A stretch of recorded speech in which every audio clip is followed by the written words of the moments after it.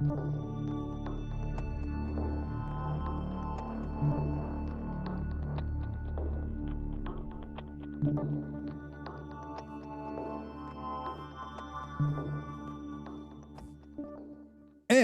we are live, Mr. Gracey Show 130. 130. What's up?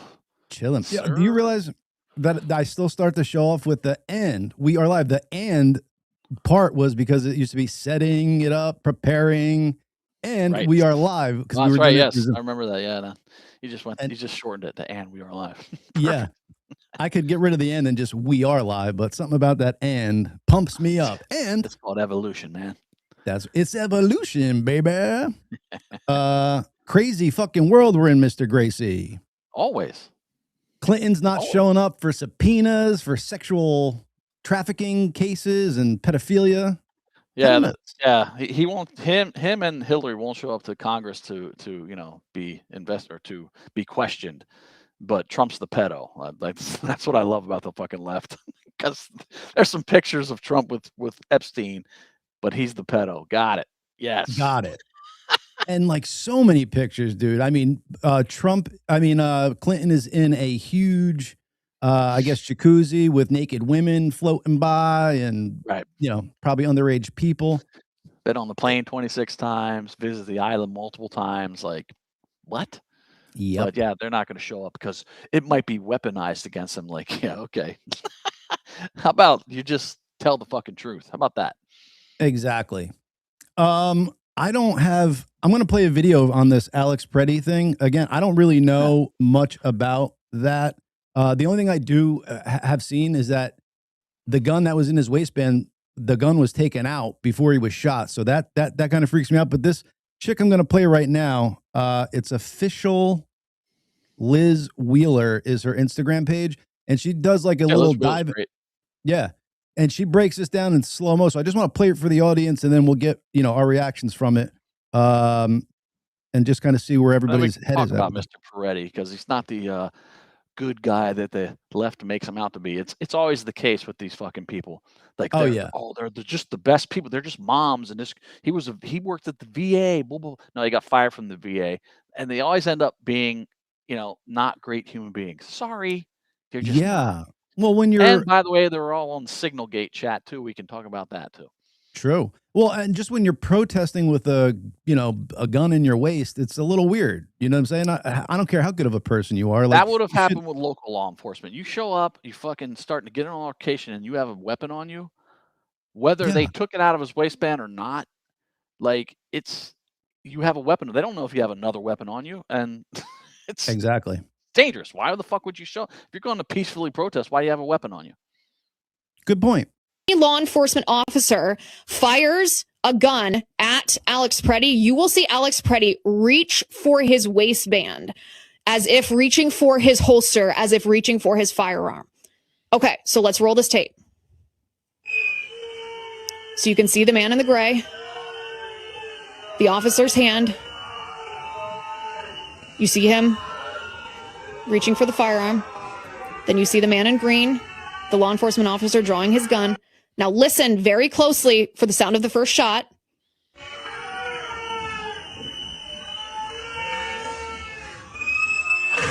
Okay, stop it right there for a second. Now the sound of the first shot is not when Alex Preddy is shot. The sound of the first shot, again, we'll come back to that in a moment, because there are theories which seem to be substantiated about Alex Preddy's firearm negligently discharging after the officer had removed it from his holster, after the officer had disarmed Alex Preddy. But watch what's happening. The agent in green, who is the agent that ultimately shoots Alex Preddy, does not fire his firearm until, roll the tape. Well, Chad, let me ask you a question. Do you think that matters? Like, somebody shot, there was a shot before supposedly the fatal shot to Alex Preddy. So that had to have come from ICE or somebody on the outside, is my thought. They're saying that her position is that when the officer took the gun out of Alex's waist, it might have discharged beforehand. But hearing that shot, it's a couple seconds before he actually gets shot. But let's see. So now supposedly Alex goes to reach for his waist where the gun was, and that's when this ICE officer shoots him. Watch what Alex Preddy does. Watch his hand right there. He's reaching around his back. He's reaching for his holster. Right, you can see his arm going like this, reaching for his holster. And it is only at that moment, you can roll the tape again. Boom, now he shot. It is only at that moment. But he is reaching. That law enforcement shoots him. Before any. Good night. Yeah. I mean, listen, I keep saying I don't want people to die, but stop doing fucking stupid shit. What are you like? Right. What are you doing? What are you doing? Why are you fucking there? Why are you there? You're there to protest illegal aliens being removed from your fucking community because you're an idiot. Right. And now they've back to the signal chat. So he is on the signal chat. The signal chat has come out. It was infiltrated by a guy named Cam Higbee. It has the lieutenant governor of Minnesota on it. It has campaign manager for Tim Walz on it. It has city council members on it. It has all these foot soldiers on it. They're all coordinated and they're all paid for by foreign money. It's all on this signal chat thing that's come out, right? And so this was all coordinated. And Renee and Alex were part of that signal chat. Alex is on it. Renee Good is on that chat, or was on that chat. They found her on there. These people are in a coordinated effort to fucking stop law enforcement and impede law enforcement. And they're basically committing treason by coordinating this. Okay. From the top down, the lieutenant governor of the goddamn state is on this chat, coordinating people, telling people to do this shit. That's crazy, man. They had the whole city broken up into grids, and they had access. They would call out ICE agents' vehicle license plate numbers. So they had ability to look up license plate numbers, which is only either a state or a federal database. So they had state officials feeding them information, or maybe even federal officials feeding that information about the ICE agents' vehicles. Like, this is fucking bullshit. Yeah, and then they blame the ICE agents for this bullshit. They're literally attacking them, going after them, trying to stop them from doing their job. Yeah. And then they blame them. They're in unmarked vehicles for a reason, and then you're literally giving out what vehicle they're in. Like, that's crazy. You're literally trying to cause a problem where there probably wouldn't be one if you didn't release your citizens onto federal agents. Like, that's crazy, man. Right. And it's more as I said earlier before we came on, it's like Tim Walz and Mayor Fry, whatever the fuck his name is, they're literally sacrificing these people. Like, they've been egging these people on to resist. You got to resist. You got to resist. Right. Like, what? So you're basically sacrificing yourself for these fucking two idiots who are caught up in a gigantic fraud scheme. Yep. You don't see what's going on here? Come on. It's not about your Fourth Amendment rights, and it's not about. It's just they're literally coordinating you to go after ICE, to go out there and fight them, to try to get rid of them, try to get them out of Minneapolis and Minnesota so that they can't continue to remove illegal aliens, but to cover up the fucking fraud that they've committed, or they've been a part of, at least. Preach it, brother. That ain't no bullshit. Not to switch gears too quickly, but secrets about the CIA that we didn't know, Chad. Some of these might shock you.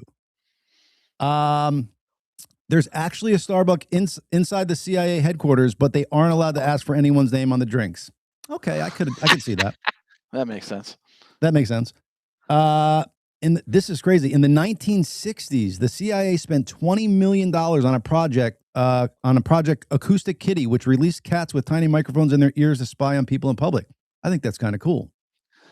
That would make sense. And they've done all kinds of crazy shit like that.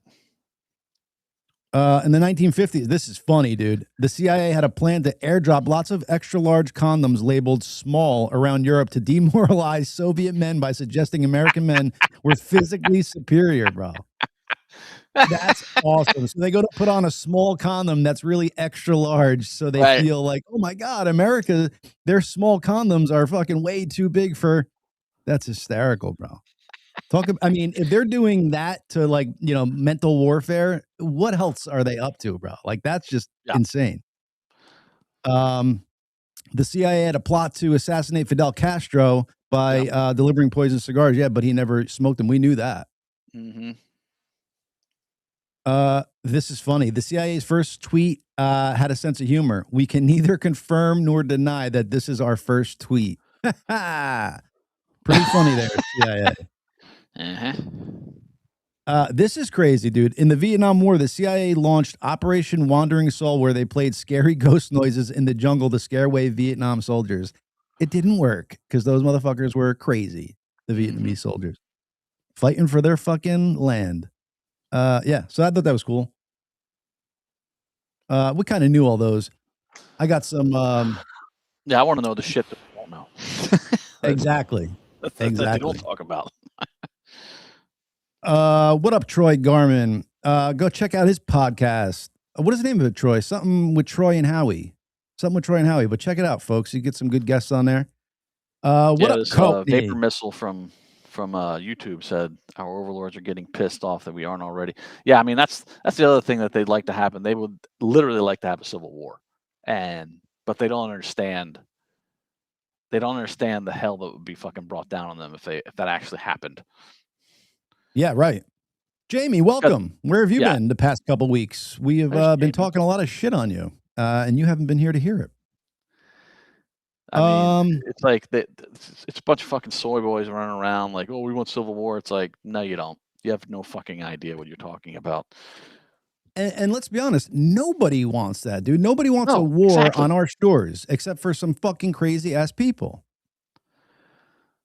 Yeah, our guest that's coming on. Yes, I mean, yes, that is true. They both polarize us. That is fucking 100% true. I will agree with that 100%. I think there's a new section of the Republicans though that aren't like, I think the MAGA section of the Republicans, like JD Vance, like all the newer Republicans, not the people who've been part of the swamp for a long time. They're all part of the fucking system that we're against. And maybe there's some Democrats now that are going to be hopping on that wagon soon because they got to realize like what they've been. They have not been a government for the people, by the people, and they need to get back to that shit. We need term limits. Yeah, very, very true. We spoke about this last week, Mr. Gracey, but I'm going to share some more disturbing facts from The Wizard of Oz, folks. I don't know why I'm on this kick lately, but y'all coming with me. Let's do it. And this is how history looks, their Facebook page. The actor's makeup contained toxic copper. We knew that. We spoke about that. I don't think they get into my munchkins banging Judy Garland here, but we'll see. The actress playing the Wicked Witch suffered 2nd and 3rd degree burns from this stunt. I guess heard about that. I thought it was from the makeup, but I guess there was actual fire that did that. And your little dog too. The original Tin Man's actor had to be replaced due to aluminum poisoning from the silver face paint. That was Buddy Epson, yeah. So Chad, like the guy coming in, taking over the role, like did he know why the other guy like went out? Like did he know it was because of the paint? Buddy Epson was allergic to it, but did they change the paint when Jack Haley, who played Tin Man, did they change the paint or did they keep it the same? He wasn't allergic to it. I don't know, dude. It seems like they weren't fucking giving a shit about much back then. You know who Buddy Epson is, right? No. He was the dad on the Beverly Hillbillies. Oh, get out of here, Jed. I think. Yes. Yep. Nice. I like the movie too. I mean, the show is great, but they did a movie years back, and they had some hot chick playing the girl. About the newer version of it, the movie. Yeah. I think Ernest played Jed. He did. Yes, he did. Yeah, he played Jed. Yeah. The lion's costume, Chad, was made from real lion hair and was so heavy the actor struggled to breathe in it. Okay. Yeah. Interesting. This I didn't know that this was from the movie, but she was prescribed amphetamines in order to help her lose weight, which may have led to her drug addiction. She was put on amphetamines, smoked cigarettes, and fucking drank a lot of coffee so she wouldn't eat and stayed thin. Yeah. Fucking crazy. But Chad, I like how they say which may have led to her drug addiction. I'm pretty sure you start somebody on fucking amphetamines, that's gonna definitely be a major part of their drug addiction. What's Courtney saying about James from Metallica? Courtney, what are you talking about? Yeah, what you talking about, girl? Where the fuck did that come from? The dog playing Toto, Chad, was paid more daily than the Munchkins. How funny! Oh my god! No wonder they wanted to fuck Judy Garland. The dog was paid more than them. They're like, we're gonna get some. They were indentured servants. They're like, we're gonna get something. Oh my god, that's crazy. Lion's costume and makeup were so complex, the actor could not eat in case they ruined it. Wow, so he had to not eat to not get anything on the set. Courtney says the lion looks like James Hetfield. That's hysterical. Like, from like back in the day when he had his long hair, maybe. Everyone in Metallica has man wives. Look at Lars' wife. Oh, really? Giant Nephilim man pretending to be. So they have something in common with Michelle Obama then. Mike, Big Mike. Ooh, what? I don't see this. I'm going to have to check it out. Yeah, I figured Lars was with some hottie, but guess not. So. Let's see here. Judy Garland had to go on a diet. Yeah, you said this, of coffee and cigarettes for the role.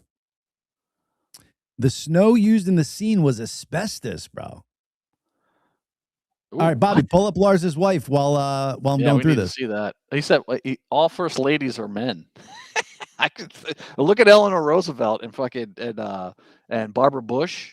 Come on. But Melania does not have a dick. Yeah, come on now. Melania does, but the actor playing the Scarecrow was left with permanent scarring on his face due to the prosthetics, bro. I wonder if the glue putting it on, they took it off in it. I don't know, man. Jamie says, have you seen Lars? Like, what? He can't have a hot wife? He's a fucking major rock star. That is a that is a pass to have a hot wife. What are you talking about? Major rock star, awesome drummer, and he's funny too. He's got a little bit of a. He's not as magnanimous as Mr. Gracey, but oh my god, yeah. I mean, I taller mean, than him. Yeah. Yeah. Okay. But she could be hot to me though. I got to see in person, but yeah, like you could see manliness to it, but I feel like if she were to be in front of me naked, I'd be like, let's go, lady. But that's just me. I don't know. Interesting. I love it. Judy Garland was slapped across the face. Is he 4 feet? Yeah, Lars is short. Yes, for sure. Yeah, that is true. He was a Munchkin, Jamie. I don't know if you know this, but he was in the original Wizard of Oz, and he was one of the Munchkins. And he fucked Judy Garland. That's right. That is right. And Liza Minnelli is his daughter. That's right. Exactly. So I guess, what's that guy? James Bond was on the set because Judy Garland needed a little schmack to stop. That's right. Giggling. Yeah, Sean Connery. Schmack. Gave it a little schmack. A little schmack. I got one more video, and then we're gonna hop on to our guest. But this is like, so Chad, so this is, I don't know if it's a cruise ship or something, but it's in like another country. I feel like it's an Asian country. And this guy is on rollerblades and he's coming through with like, you know, a tray of food on it, and he slips and falls, and it seems like they're going to kill him afterwards. Like the look on his face and the people around them are like, oh dude, you fucked up. You're about to die. Is my interpretation. So, but you tell me what you think. There we go.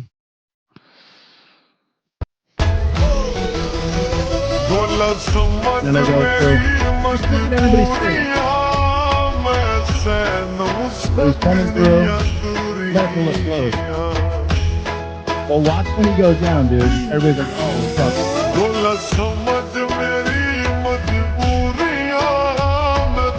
Like you're fucking up, dude. Look at the in the background. I mean, fancy. Oh, that shit hot. Very hot. Look at their faces. Oh no. He's like.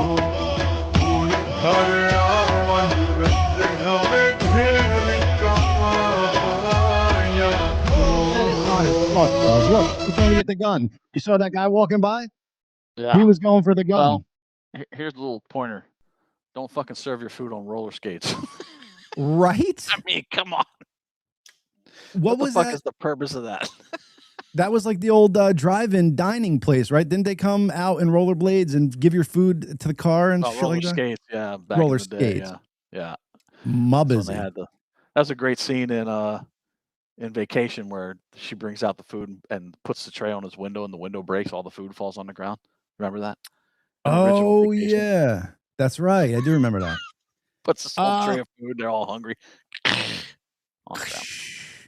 All right, Mr. Gracey, let's go to our favorite guest, or one of our favorite guests, Mr. Joshua James, Electric Gnosis. What's going on, brother? Howdy, gentlemen. I'm so excited to be back here for the third time. I've been more prepared this time, so ready to look the part. Maybe people think you're looking good today, man. Yeah. Awesome.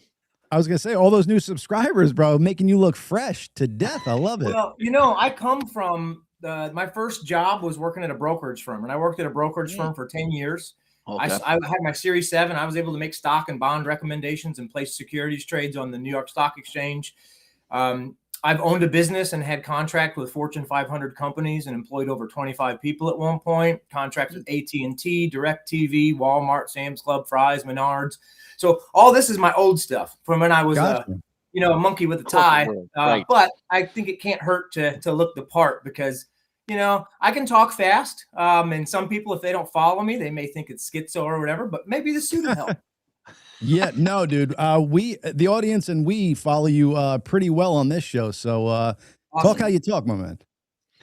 We were getting into some things. We'll get into the plasma and stuff like that. But you shared a video with me, one of your, I don't know if it's a latest video, but going on about a woke mind virus type of scenario.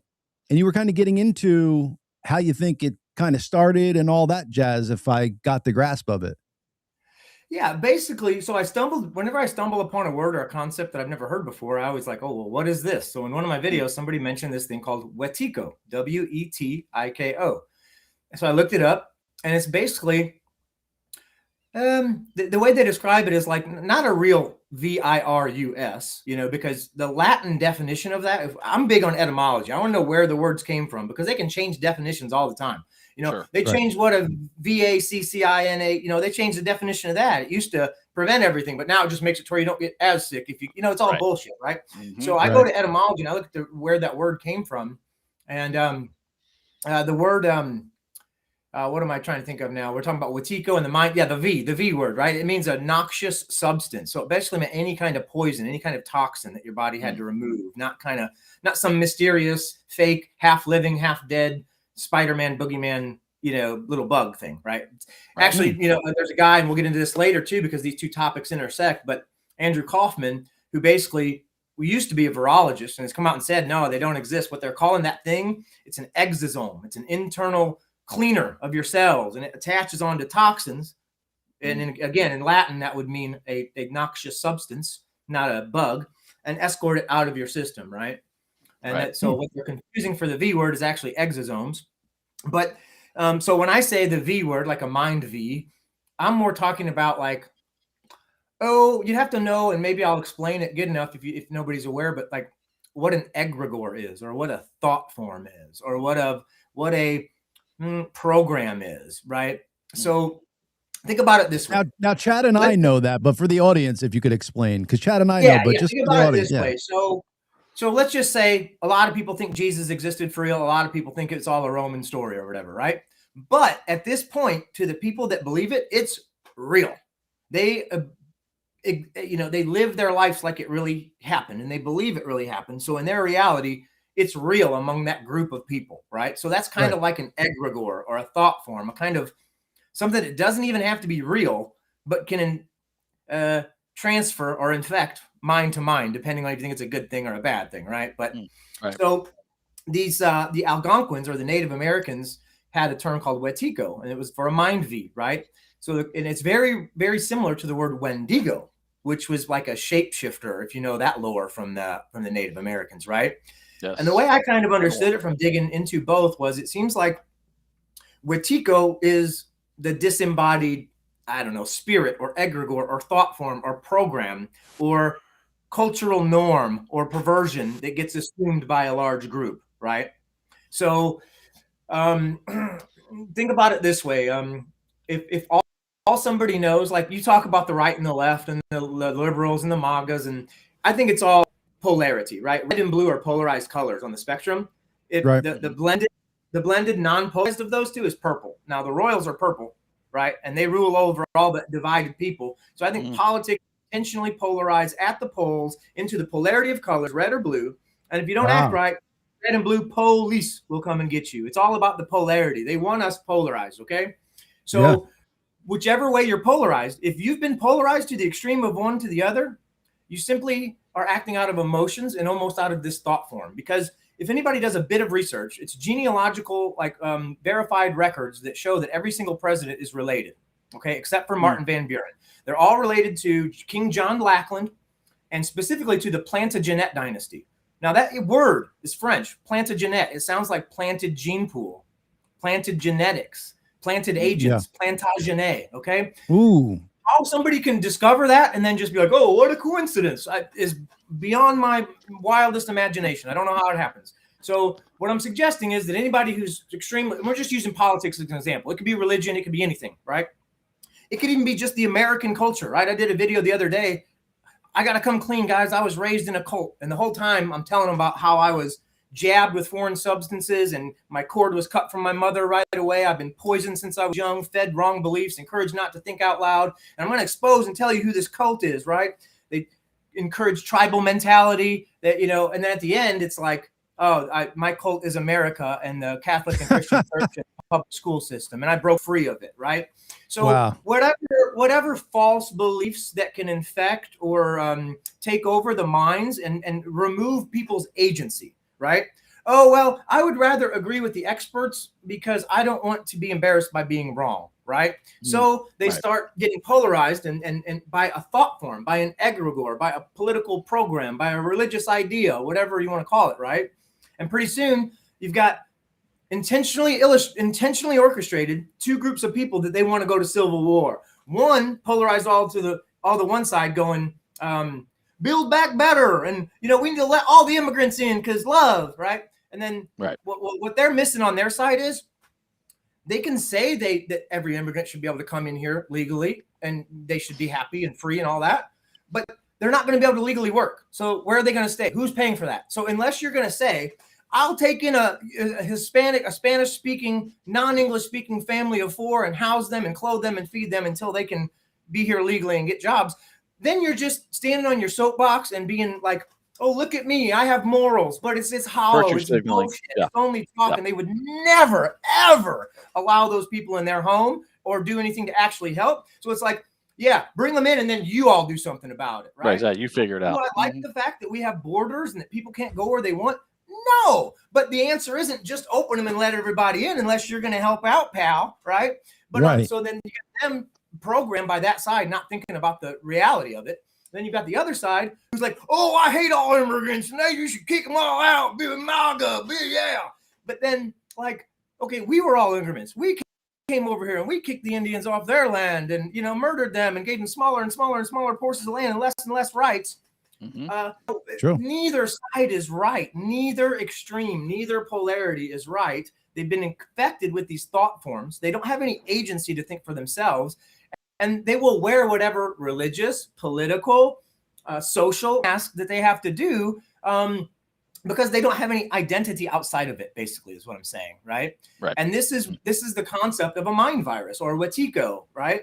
And the physical manifestation of that, and I'll get into, I think that when our emotions individually and collectively are focused and strong enough, it can cause like plasma forms to manifest. There's ghosts of war that we can talk about that ties into that idea. But so the Wendigo would be like what happens to the human, right? As we degrade and become somewhat cannibalistic, but not necessarily just eating each other, but cannibalizing our brothers and sisters and you know what I mean? Getting our way every time and never bending to anything, but the whole world, that's the thing on both sides too, is both sides that are extremely polarized on the ends. They both want the entire world to bend to them. Everybody else is wrong about everything and I'm right about everything. And you come to me and everything that doesn't match my beliefs is an outrage.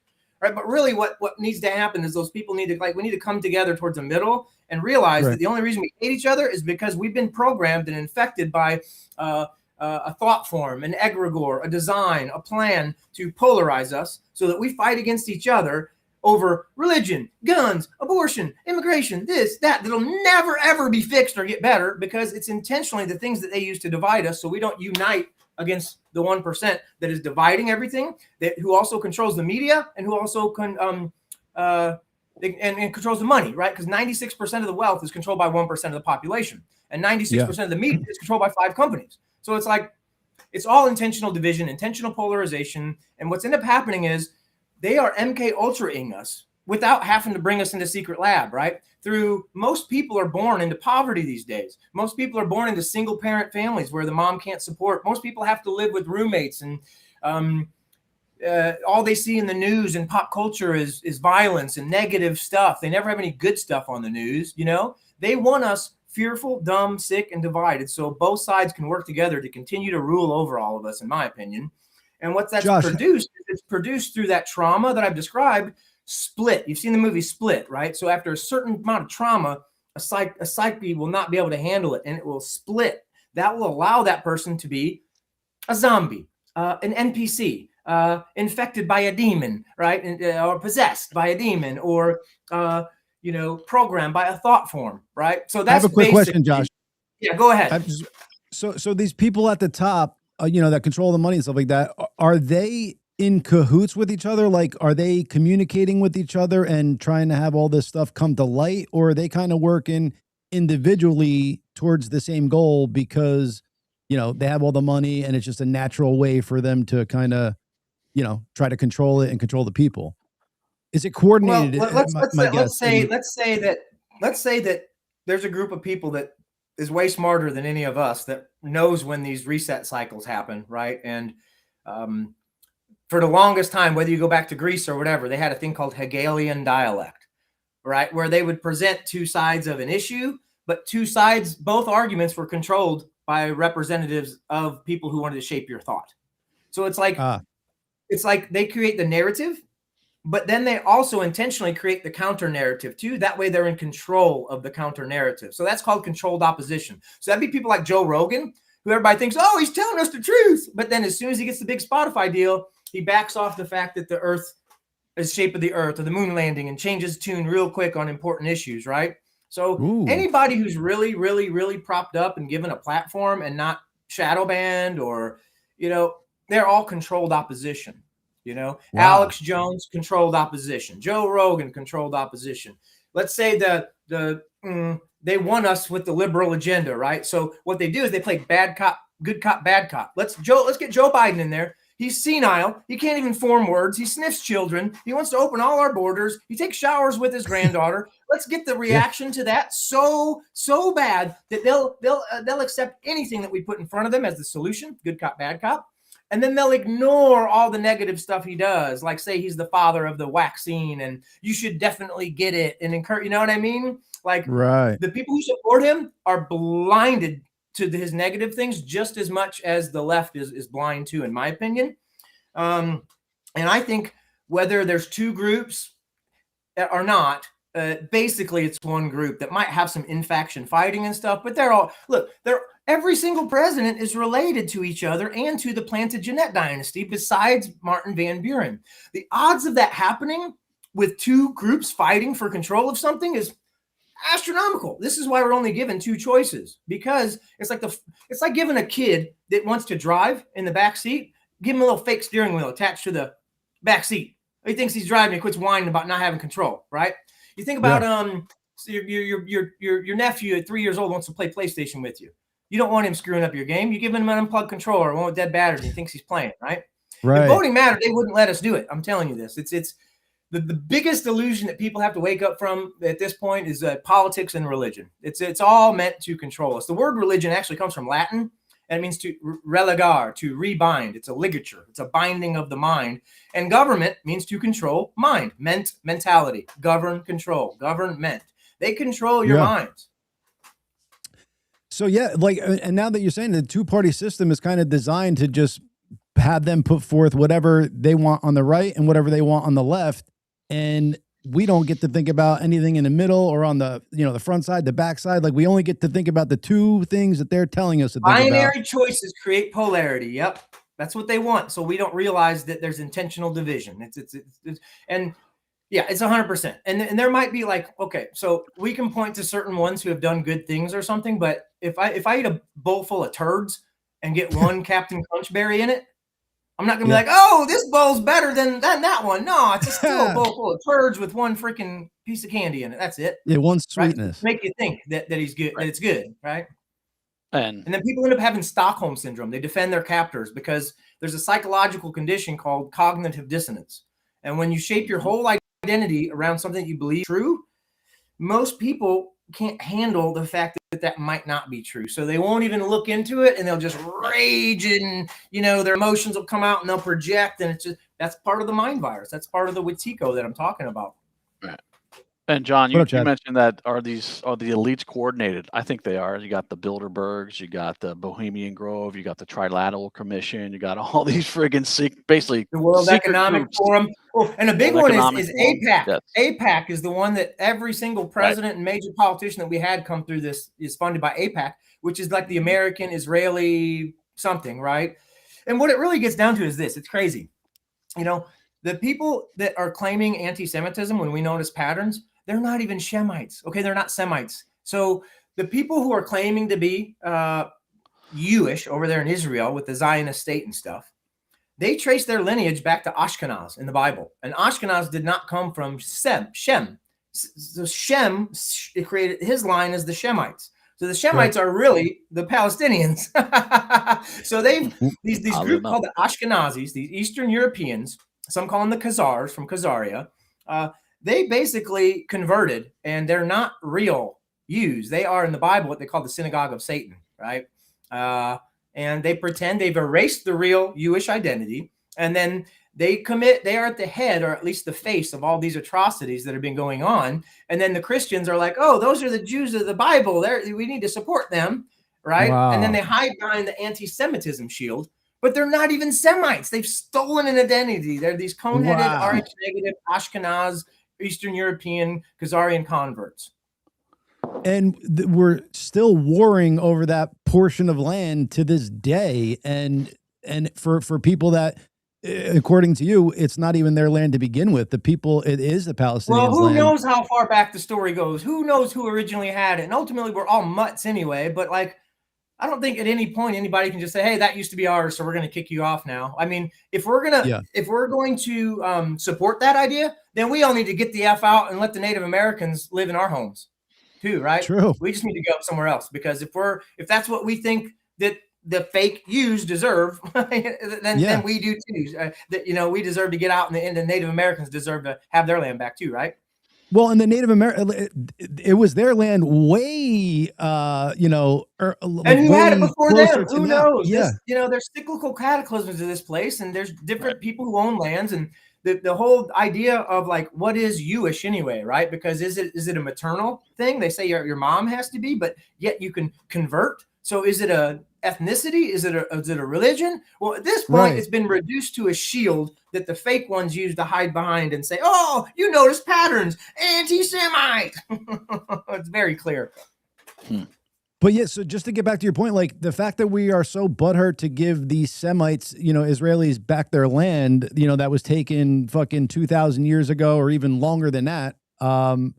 And we don't give a shit about giving the Native Americans back their land, which was 300 or 400 years ago, is crazy that we're worrying about thousands of years old. Don't even think about that, right? So there's much blind support for this Israeli agenda and stuff. But then it's well, if you think that's justified, then you better get out of your home too and give it to some Native American that's living on a desert patch with no water and in poverty and, alcoholic now because they can't tolerate that stuff real well. And the government, hey, we gave them casinos. Come on. That's right. Yeah. But most of those are run by the evil ones who started working with the government. The true blues who held out are on these little patches of land in misery for the most part. Yeah. Sad stuff. They're growing tobaccos and shit, trying to live off the land. Which we all should doing. Yeah, this place is a garden, but it's been usurped by technocrats that are greedy and want to control everything. It's sad, but I do agree with Mark. I think that in the end, there is a sentient nature to this realm, and that there is a magical nature to it, and that the physical world right now is governed by basically what you could call evil, inverse nature of what God would be, or love, or joy, or freedom. But there are cycles to this, and that's coming to an end, and there'll be an alpha omega event, and for a while God will win. But then from the Christian perspective, right? Well, then later there'll be a change in the ages, like the Satya Yuga and the Yuga cycle and the precession of the equinox and the Greek Iron Bronze Age. And then we'll fall again and we'll have another short season of Satan, as they'd call it, the Christians would call it. But so I think that we are at the Kali Yuga, the most debased time right now. And very soon there will be a cataclysm. It'll send the elites, like we talked about earlier, underground. I've actually got some new theories around that. I think that let's hop on that. But I have a quick question before you go there, Josh. Sure. So do you think, because these cyclical cataclysm events that happen, it seems like it's set up by design because eventually evil wins and like this is the only way to kind of rid it and start over? Is there a scenario where the evil doesn't win and then good kind of takes over and then that cycle could stop, or no? So the Hopi talk about that. That we're in the fifth world and their end time prophecy, or their Alpha and Omega event, is that, there's going to be a severe, humans can take one or two paths, right? And depending on which one they take, there's either going to be, a very good outcome or a very, very, very destructive end time type of cataclysmic event again.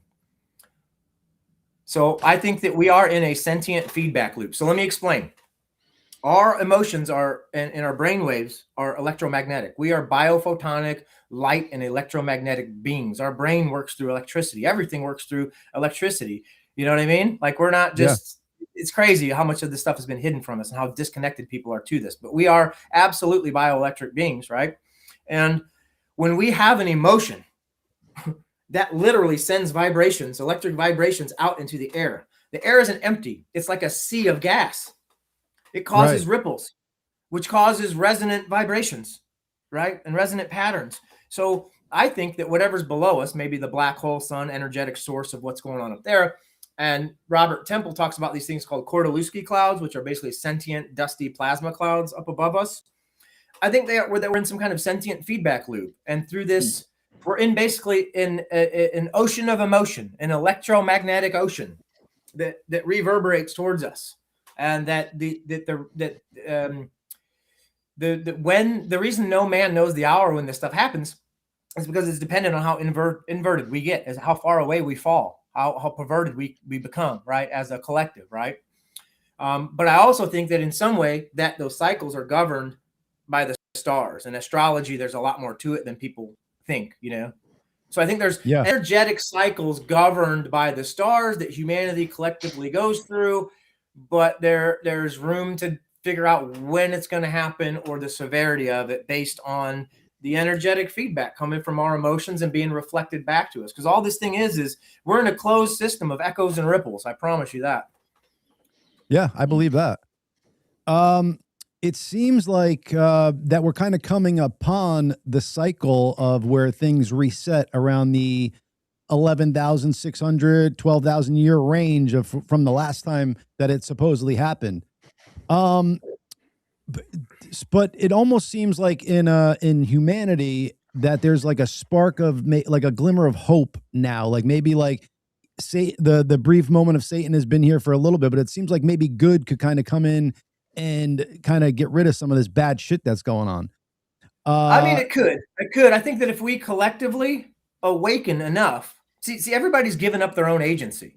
They've given up their own agency to adopt whatever political or religious or what a cultural mindset that's been placed upon them. And very few people are willing to make decisions for themselves. But I think that if we collectively understand the reality of these past events, these cyclical events, that they happen, and we like combine that with the fact to understand that, there's so many studies that show plasma is sentient. So if enough of us, I think we can individually change our own reality through thought. Think about the placebo effect, right? Okay. Mm-hmm. How far could you go with that individually? Now collectively, there's been transcendental meditation done by large groups of Buddhists that have reduced the crime rate in Washington.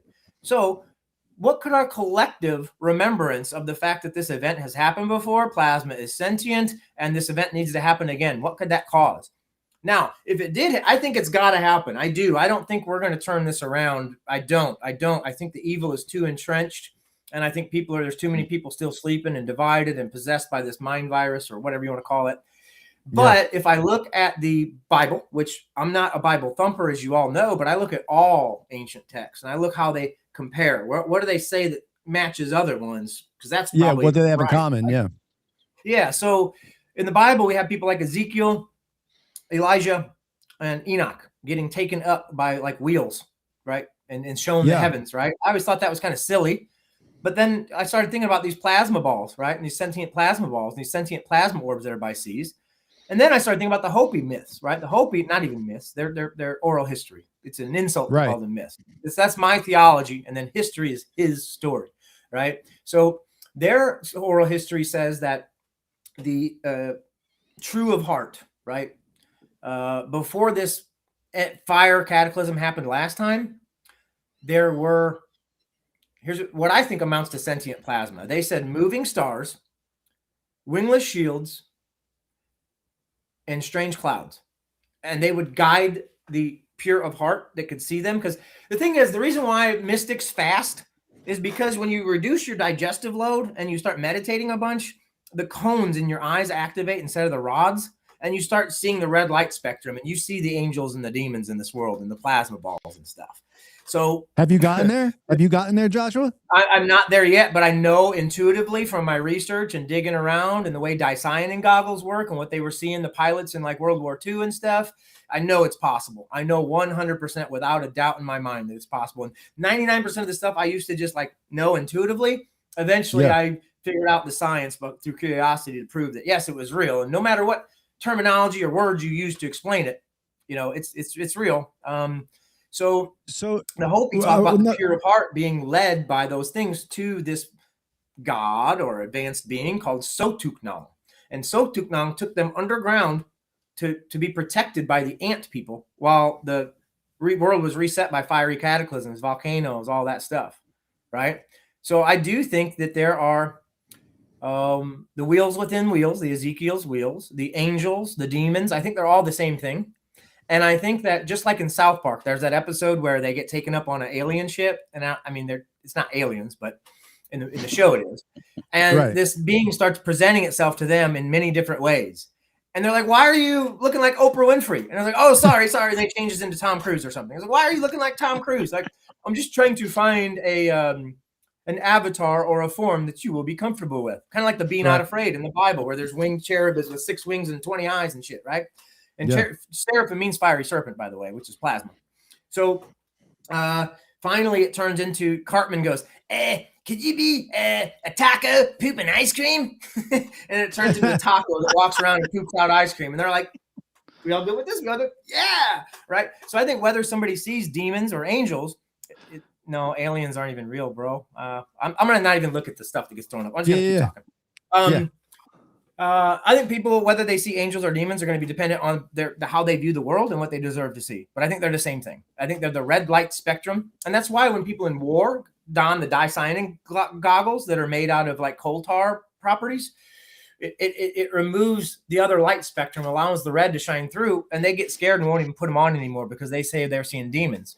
Well, why do some people see angels and some people see demons? Well, these guys were committing acts of war when they saw the demons. All my friends that tell me that they see the sentient nice orbs and the angels and send me pictures of them and stuff, none of them are afraid. It's probably because they have pure hearts and they're not out murdering people and for oil and control, right? As some sick puppet of some evil empire, right? So whether you know you're acting in evil or not, like, you know, I really, really do think that we're going to start seeing the red light spectrum. More and more of us are, and we're going to see the angels and the demons and the wheels and the sentient plasma stuff. And that's what all those old stories are about with the Hopi and Ezekiel and Elijah and Enoch and all that. On us being able to see the red light spectrum, do you think there's other things humans have lost along the way during these great resets? As far as like just using their brain to manipulate the environment, like we were talking earlier, like if you use sound vibrations, you could turn stone into sand and all this stuff. Like, and we kind of got away from that and we went to like technology, like in phones rather than like what humans naturally have in them. Do you think that we kind of got away from that stuff and we had more abilities way back in the Dizzy? Chad, you're a music fan. You weren't just a drummer for live. You love music, right? I do love music, yes. All right. So you know the song Radar Love? Mm-hmm. Oh, yeah. By Teddy. When I get lonely and I feel it's been too much. She sends a cable coming in from above. We don't need no ladders at all. We got a thing. It's called radar love. Okay. Radar love. The thing that's standing in the way of that right now is the magnetic field. Okay. Tons of research within the US and declassified Russian stuff shows that on days and times when the magnetic field is weaker, ESP, telepathy, and remote viewing go up. So the magnetic field is weakening right now. The magnetic field is both the veil to our telepathy, ESP, and to how far the auroral discharge, the northern lights, aurora borealis, can be seen extending. So with the magnetic field weakening, what are we seeing? The northern lights in more southern and southern areas recently over the past couple of years, right? Just there's a big story about how a couple nights ago there was, you can see them as far as almost in Arizona, so south, right? It's actually away from the strongest point of magnetism on our realm. It's not south; it's away from the. But anyway, that the magnetic field is when that weakens or goes away, we're going to see those northern lights come further, and we're going to see the throne of God, the jasper, the red, the stuff that they talk about being the throne of God everywhere, not just in the north, right? And is that cyclical as well? The weakening of the I think so, and I think it might be tied to us. I think it might be part of this sentient loop that when we get inverted, it goes, and when it flips, I think that's what triggers the event, the inversion of the magnetic field, right? But not only does it stand in the way as the veil between our ESP and telepathy and the need for words and letters and stuff like that, right? But it also prevent it when it's gone or weakened.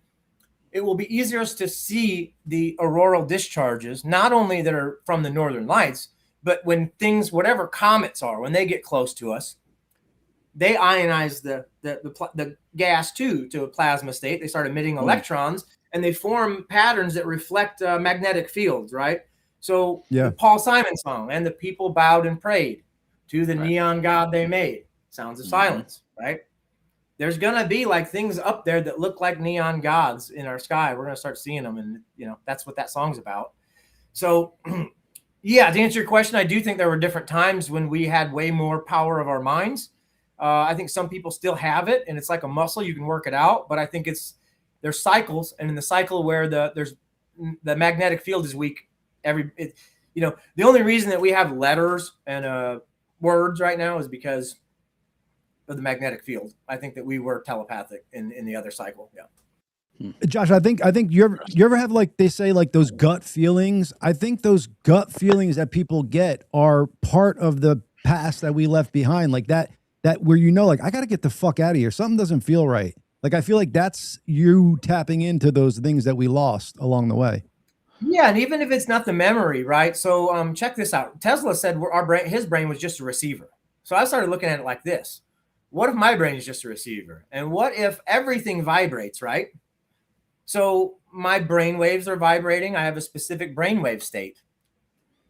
You can only turn into like a radio station, Magic 108, if you turn the dial and pick up that specific station, right? So what if the experiences that we have are dependent upon what radio station we're tuned into, right? Yeah, man.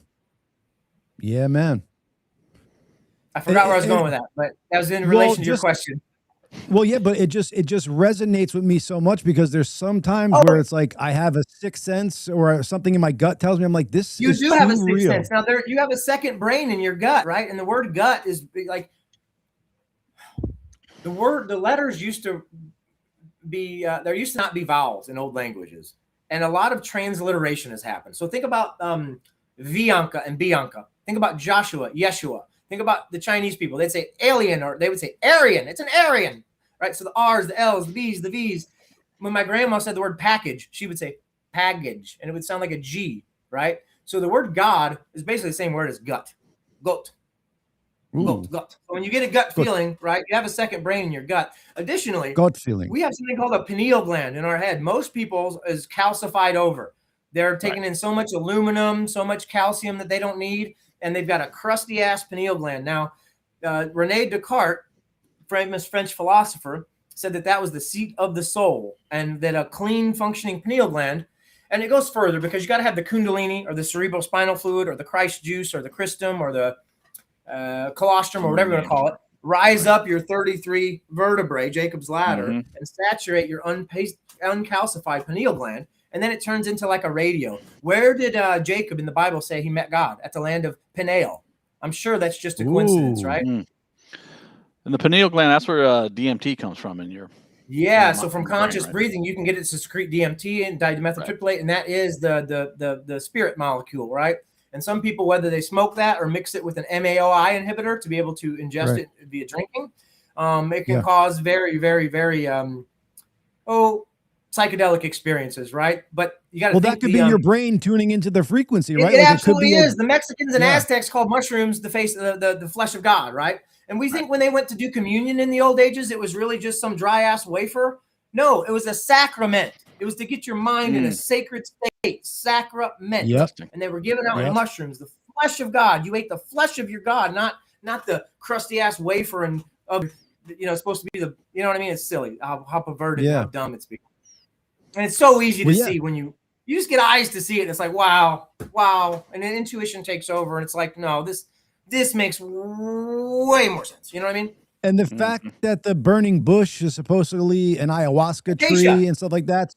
Acacia. The acacia tree. Now look at this. Acacia has DMT in it. Additionally, what do the Hindus call it when you tap into the larger field? It's the Akashic field. And you get there by taking the acacia bark that has DMT. It's all right there. And I notice these things. I don't know how many other people do, but when I say them and realize them, it's like a real-time realization. And I don't think I get the reaction that they deserve from people, because it's like, to me, when I realized that, like the pineal, and the acacia, tomato, it blew my mind, right? But well, no, you're getting that reaction from us, but Chad and I kind of have been thinking along those wavelengths for a little bit, so that's why we're not like, oh my God, really? People listening, but people listening should totally be like that. It's just we've kind of been. This is like a trio of brainwaves. You just kind of I wasn't projecting that at you. I just mean in videos that I've made, right? There's so many that I expect to go viral, but then the thing is on my YouTube. You don't even have the opportunity to hype my stuff. Everybody who's below 100,000 is you're supposed to be able to hype them. I tried to to promote them, and I tried to monetize my YouTube, just get ads from the advertisements money. And they said no, you don't. Your material's not original. All you do is throw up other people's stuff and comment on it. I'm like, no, I literally have the most original stuff on YouTube, probably. 100%. They don't. I mean, it is what it is, and I continue to soldier on. The way around that is because I see your videos, just take a cutout of your face, because you're showing pictures and stuff and it's all your voice in the background. Just take a cutout of your face and have it over every picture that you are talking about. And then that will make it your content. Because we had somebody on last week who was getting the same thing. And because she's talking about, she's showing pictures and videos that she's commenting on. So it's her content. And they were saying like, no, you're using other people's content. So all she did was put her face over. So I got to be one of those morons who either does it live and inserts my face and everything I talk about. Right. Well, unfortunately, at least I have a face for YouTube. If I had a face for radio, I'd be hesitant. Got to play the game sometimes, right? Unfortunately, I'm about to start playing it a lot harder. I'm about to go hard in the paint. All my chips are in. I don't know if I told you guys, but I was supposed to start work about 2 or 3 weeks ago, another full-time job, and last minute I just said no. I rescinded my offer. Dude. I've got about a third of the money I need per month. I don't have a car. I don't have a license. I don't have a kid. I have a small budget. If I can make $1,200 a month, I can make it by. And I've got about a third of that coming in from Patreon, from people who found my YouTube and just want to help out and love the stuff that I'm doing. So and what is that? I'm all in, and I just I'm committed to sharing the dots that I connect and hopefully helping other people. I don't know. I don't want to use the word wake up, come to deeper realizations about the truths of these worlds and develop more of a sense of agency about themselves and not outsourcing every decision and thought and idea. And, I'll be the man in the arena while I'm doing that and, show people how to do it, right? Reclaim your agency. Absolutely. Well, I love it. So, you got your lifestyle down to where, you have a budget you can manage and you're not living above your means and you're following your passion and dreams and hopefully waking up minds along the way, dude. It's a win-win. It's a struggle, maybe, but you're doing what you love. It's hard work not having a job. Yeah. Well, yeah, but I mean, it sounds like it's not, but putting out these videos, doing your research, there's a lot of work that goes into that, man. You know, yeah, but like you said, it's not work when it's passion. So I work. Correct. I spend a lot of time, and I'm very committed and dedicated and obsessive about it. But it's not hard work because I love it, right? Yeah. Well, that's what I tell everybody. The key. Yeah. Well, I think the key to life is not money, doing shit for money. Do things that you love to do, and you won't have to work a day in your life. And that is literally key. And then if you make some shekels doing it, you're going to die a happy person. That's what I'm doing. And I'm all into the wheels fall off trying to make it happen. And it's the early response to people committing to Patreon or sending me money via Cash App or Chime or PayPal. Overwhelming. Yeah, I never would have thought it would have grew so fast from October. You know, I had a YouTube ban in October. And then everybody told me, hey, get Patreon just in case, you know, so I did. And it's like, I didn't even know what it was. I didn't think people were just going to pay me for what is it? Patreon.com/ is it Electric Gnosis? Electric Gnosis. Yeah. Yeah. And there's tiers as low as $1.11 a month, you know, just so you can support. Right. And if I had that from every one of my subscribers, I'd make so much money. I wouldn't know what to do with it. I'd have to give some of it away to somebody else who needed it. But there's other tiers that you can get one-on-one chats with me every month and stuff like that. But yeah, I'm just trying to grow it. Cool. Thanks for giving me the chance to talk about it a little bit. I don't want to be a salesman on this show. I want to get back to entertaining the people. If the entertainment is enough, they'll find that shit. There you go. Yeah, well, I just want come on. I mean, we have you on here because we love, you know, all the things that you're doing, and we want you to continue and be able to do it. So that's why we want to promote what you got going on. Of course, man. So Journey's song, "The Wheels in the Skies Keep on Turning," he's talking about the wheels in the sky that were carrying people up from biblical times, I believe. He could be. I know I just found out like on the cover of a Boston album, it looks like it's a spaceship, but it's really like a city in the sky inside of a spaceship descending. Oh, wow. You know? Yeah. And I would say like, if you're looking for some like classic rock songs that talk about this plasma event, I would say, well, for Getting Carried Up, maybe it's Float On by Modest Mouse. But as far as classic rock talking about the plasma apocalypse, Chad, do you know the band Sweet, the song Ballroom Blitz? I know Ballroom Blitz. Yeah, I didn't know the band. But so they say something about there's a man in the back who's got his arms to the sky, and there's a girl. There's a girl in the corner, and she'll kill you at the wink of her eye. And then they say, "Oh yeah, it was electric, so frightfully hectic," and the band started leaving because they all stopped breathing. That was that dude you brought on last show, right? With the arms up. Squatterman Atlas holding up the Squatterman, yes. Plasma discharge, and yeah, that's that one's obviously about the event. And then even like let's see. Well, Under Pressure, right? Under Pressure too, but yeah. Oh yeah, Queen and David Bowie, man, can't go wrong with that. But so what's in there? The terror of knowing what this world's about, watching some good friends scream, "Let me out!" because we are under pressure. The gas above us has weight; it has mass, right? And then he goes into that language that maybe wasn't old. System. And then he goes into that language that isn't words, that maybe he's pulling back from back in the day. Da da da da da da boom, and he starts going to fucking. Maybe he's talking in that ancient language that, you know, they were using to very well turn rock into stone. You don't know, man. I get fascinated by stuff There's like that. So many secrets in the music, you know, like, and you know what? I just want to say this, right? You've, I don't know if we can talk about this, but if we can't, just shut me down. But Chad, you were in live, right? I heard you. I never, I think I said something one time that I'm sure you didn't really think I was accusing you, right? But the entertainment industry in Hollywood and in music, a lot of them are plants, and a lot of the lead, like the front men, they call them the front men. Why do they call them the front man? Right? Who gets on stage? The stage. He gets on stage. Whether the whole band were raised in secret societies and plants and given the opportunity, put in that position. My research has led me to think that a lot of the frontmen are definitely, you know what I mean? So, did you ever have any indication that Ed was in some kind of secret society or Freemason or cult or raised by like Jesuits or anything like that? Any? Good question. Any inkling of that? Does he have a small, soft egg, upside down egg, soft rounded jaw? He kind of looks like an alien, a gray that's white. He has a large head. I know that. I know he's But raised is it Catholic. a square jaw or is it a rounded upside down egg shaped jaw? God, I have to look at a picture of him. I don't know off the top of my head. I think it's Did that you rounded have egg shape. any kind of suspicion about him? Was he still successful after the band broke up? No, not in his solo career. He is successful now that he has basically hijacked the band and is touring under the name. Yeah, but he's the one out of the band that's still doing the thing and making the money from live and all that, right? Right. So I mean, I don't know if he's been infiltrated. I mean, he could have been. His ego seems to be just off the fucking charts now. So allegedly, they could have gotten to him, but I don't know.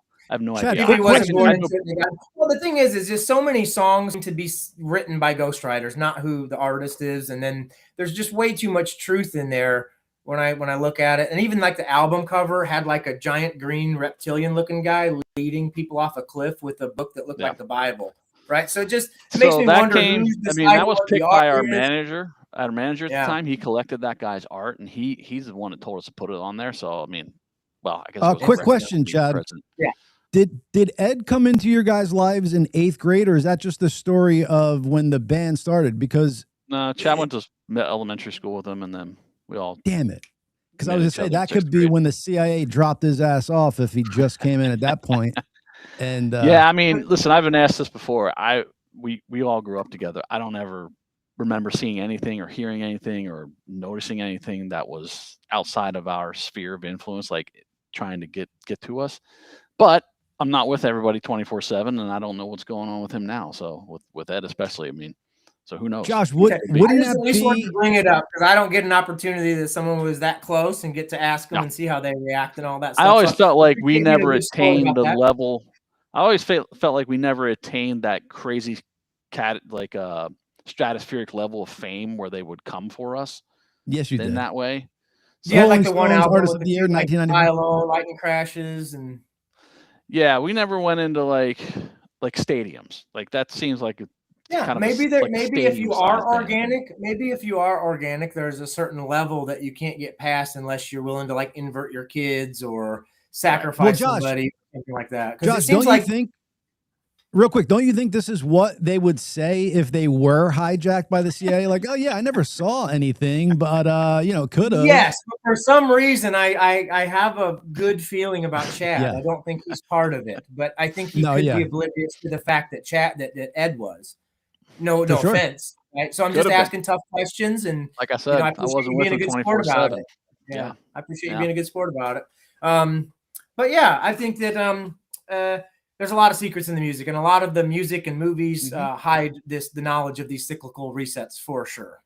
But so I wanted to crack that question out. But what other we talked about the mind virus, right? The Wetiko that you wanted me to talk about. And then I want to talk one other thing. About, you posted a picture. We'll hop in that, but just so my brain doesn't go. You posted a picture of what people are reporting as, I think, Starlink satellites being launched into the air, but you think it's something else, right? Is that picture you posted?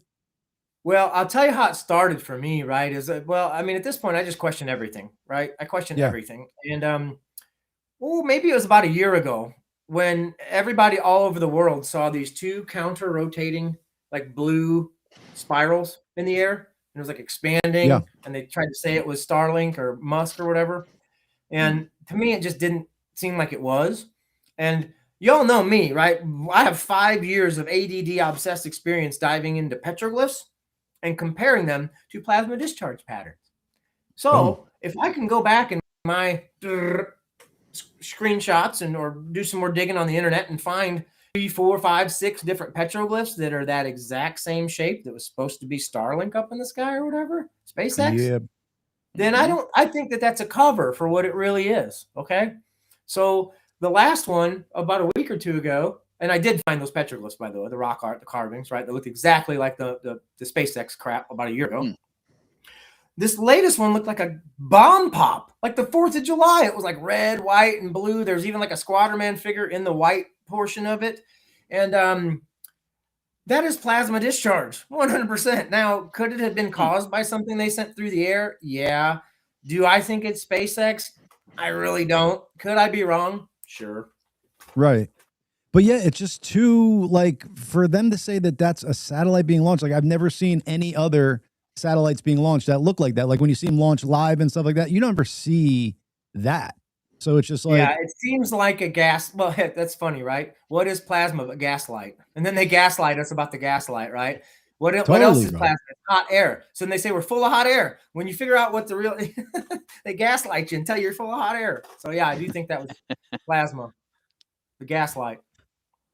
Yeah, man. So, and what would that? So what would be the point of covering that up? Because if they are covering that up, I mean, that's at the highest level. So that means they know something is in the air, and they're saying it's something else. Yeah, well, they don't want. Yeah, they don't want us knowing much about this event that's coming because when we live in fear, we're easier to control, right? And we're easy to program. So they don't want us to know what's really going on with this stuff. I would say also, could you imagine if could you imagine if everybody everywhere started seeing signs and wonders in the sky?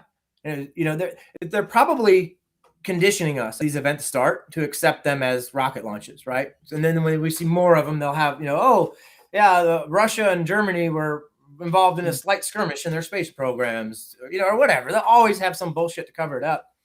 But if everybody knew here that these were signs and wonders and plasma phenomenon that were signaling an alpha omega event, we wouldn't be good little financial slaves for very long. Everybody would start reading their Bible or moving out to the woods or prepping or whatever, right? And they don't want that. They don't want that. They want us to stay up here when they eventually go underground. It's just like the TV show and the video game Fallout, where there's an underground civilization. Only they say it's because of a nuclear war, but I think it's because of a natural. This plasma event would cause deadly synchrotron radiation, like insane amounts of radiation, probably enough that would hang around for like 1,000 years. So they'd have to be down there for, you know, probably 1,000 years or so, approximately. Wow.